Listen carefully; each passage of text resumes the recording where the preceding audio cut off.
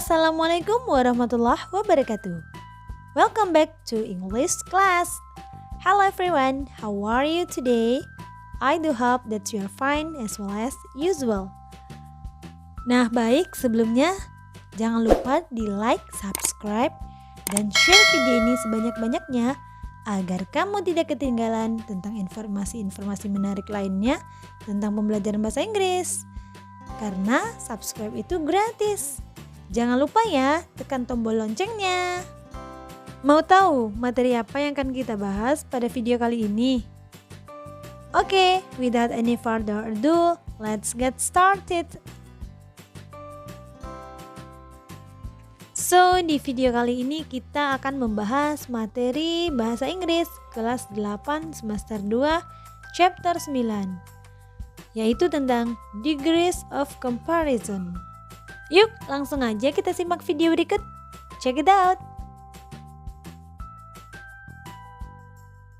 Adjektif atau kata sifat dapat digunakan untuk membandingkan orang, binatang, tempat, ataupun benda mati.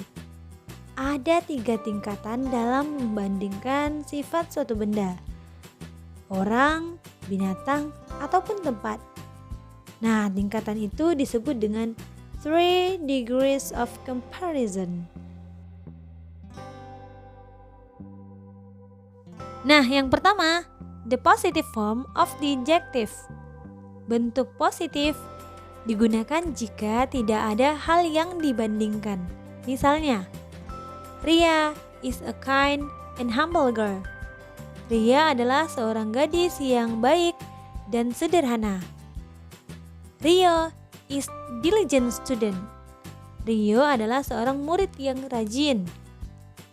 Jadi bentuk ini juga dapat digunakan untuk membandingkan dua orang atau benda yang sama atau sebanding. Misalnya, he is as smart as his father. Dia sama pintar sebagaimana ayahnya. Afnan as handsome as his brother. Afnan sama ganteng sebagaimana saudara laki-lakinya. Nah, seperti itu ya.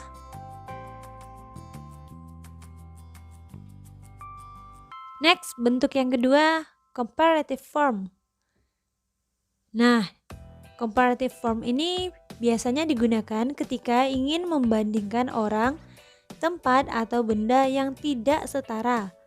Jadi, di sini ada 2 cara untuk membentuk comparative form. Nah, cara yang pertama yaitu dengan menambahkan er di belakang kata sifat dan diikuti dengan kata than. Bentuk ini digunakan untuk kata sifat yang terdiri dari satu suku kata. Contoh kalimatnya adalah Benny walks slower than Rio. Benny berjalan lebih pelan daripada Rio. Nah, sedangkan di bentuk yang kedua menggunakan kata more plus adjective plus than. Bentuk ini digunakan untuk kata sifat yang terdiri dari lebih dari satu suku kata. Misalnya, the final examination is more difficult than the mid exam. Ujian akhir lebih sulit daripada ujian pertengahan. Sedangkan bentuk yang ketiga yaitu superlative form. Superlative form digunakan ketika ingin membandingkan 3 atau lebih orang, tempat, atau benda. Nah, di sini ada 2 cara untuk membentuk perbandingan superlatif. Cara yang pertama yaitu dengan menambahkan est di belakang kata sifat dan diikuti dengan kata the sebelum kata sifat. Bentuk ini digunakan untuk kata sifat yang terdiri dari satu suku kata. Misalnya, that is the smallest house in the village. Itu adalah rumah paling kecil di desa. Sedangkan cara yang kedua yaitu dengan menambahkan kata the most sebelum kata sifat. Bentuk ini digunakan untuk kata sifat yang terdiri dari lebih dari satu suku kata. Contoh kalimatnya adalah She is the most beautiful student in the class.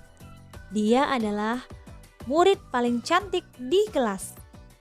Jadi di sini tidaklah membandingkan apakah lebih cantik atau sama cantiknya, tetapi lebih membandingkan yang paling di antara yang lainnya.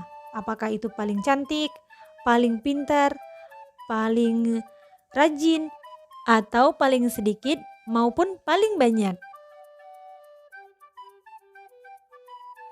Nah, berikut ini adalah bentuk dari kata irregular atau perbandingan dari komparatif dan superlatif yang tidak beraturan.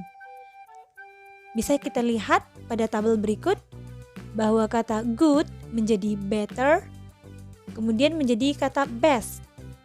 Begitu juga dengan kata well, better menjadi best. Nah, bisa diperhatikan ya pada tabel di bawah ini.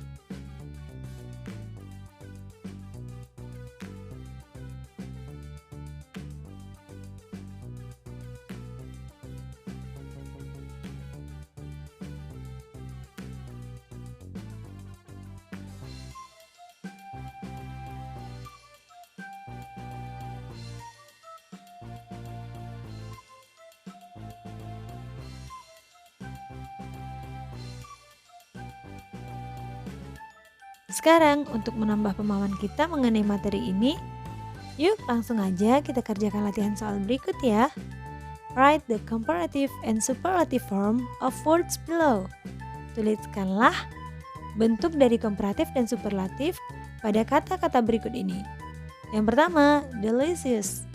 Yang kedua, good. Yang ketiga, long. Yang keempat, dangerous. Yang kelima, strong. Nah, untuk jawabannya boleh dituliskan pada kolom komentar di bawah ya.